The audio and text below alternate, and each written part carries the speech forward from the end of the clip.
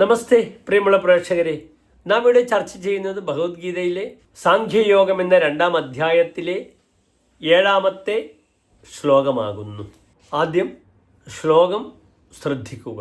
കാർപ്പണ്യദോഷോപഹതസ്വഭാവഃ പൃച്ഛാമി ത്വാം ധർമ്മസമ്മൂഢചേതാഃ യത്ശ്രേയസ്യാനിശ്ചിതം ബ്രൂഹി തന്മേ ശിഷ്യസ്ഥേഹം ശാധിമാം ത്വാം പ്രപന്നം.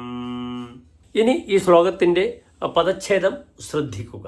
കാർപ്പണ്യദോഷോപഹത സ്വഭാവഃ പൃച്ഛാമി ത്വാം ധർമ്മസമ്മൂഢചേതാഃ യത് ശ്രേയഃ സ്യാത് നിശ്ചിതം ബ്രൂഹി തത് മേ ശിഷ്യഃ തേ അഹം ശാധി മാം ത്വാം പ്രപന്നം. ഇനി ഈ ശ്ലോകത്തിന്റെ അന്വയം പ്രിയപ്പെട്ട പ്രേക്ഷകർ ശ്രദ്ധിക്കുക. കാർപ്പണ്യദോഷോപഗത സ്വഭാവഃ ധർമ്മസമ്മൂഢചേതാഃ അഹം ത്വാം പൃച്ഛാമി യത് മേ ശ്രേയഃ സ്യാത് തത് നിശ്ചിതം ബ്രൂഹി അഹം തേ ശിഷ്യഃ ത്വാം പ്രപന്നം മാം ശാധി.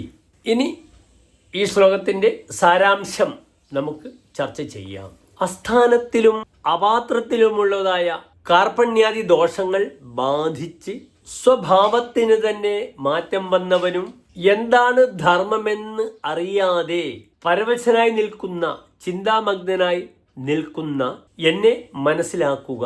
ഞാൻ അങ്ങയോട് ചോദിക്കുകയാണ്, എന്താണ് എനിക്ക് ശ്രേയസ്കരമായിട്ടുള്ളത്? അത് നിശ്ചയിച്ച് എനിക്ക് പറഞ്ഞു തന്നാലും ഉപദേശിച്ചാലും.